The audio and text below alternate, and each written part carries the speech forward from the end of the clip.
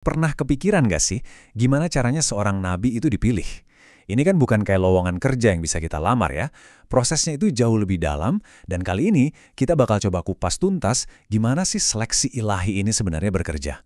Oke, jadi kita mulai dari pertanyaan yang paling fundamental, paling dasar. Siapa sebetulnya yang punya hak buat milih seorang nabi? Siapa yang punya otoritas absolut buat nunjuk seseorang untuk peran yang sebegitu sucinya? Nah, jawaban dari pertanyaan ini adalah kunci buat ngerti semuanya. Dan jawabannya tegas banget. Cuma ada satu yang punya wewenang ini, Allah Subhanahu wa Ta'ala. Bukan hasil rapat, bukan pilihan orang banyak, apalagi warisan.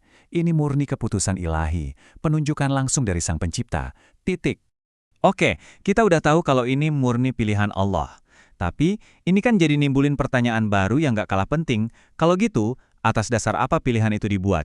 Kriteria apa sih yang dicari untuk tugas sebesar ini? Yuk, kita bedah lebih dalam. Ternyata ada 3 pilar utama nih dalam seleksi ilahi. Yang pertama itu ilmu atau pengetahuan. Ya jelas, orang nabi harus bisa nyampein wahyu dengan sempurna, tanpa ada salah sedikit pun. Kedua, kejujuran. Integritasnya harus absolut, karena pesannya harus bisa dipercaya sepenuhnya sama umat manusia. Dan yang ketiga, keutamaan pribadi, karakter yang begitu luhur, yang bikin dia jadi teladan dalam segala hal. Ini standar dari Tuhan ya, bukan standar buatan manusia. Nah, dari sini kita bisa lihat ada perbedaan yang kontras banget. Seringkali, apa yang dianggap berharga di dunia ini ternyata beda jauh sama yang jadi tolok ukur di mata Tuhan. Coba kita lihat perbandingannya. Kelihatan kan bedanya?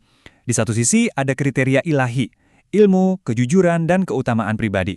Di sisi lain, hal-hal yang sering banget diagung-agungkan di dunia, kayak harta atau jabatan, itu ternyata sama sekali nggak jadi pertimbangan.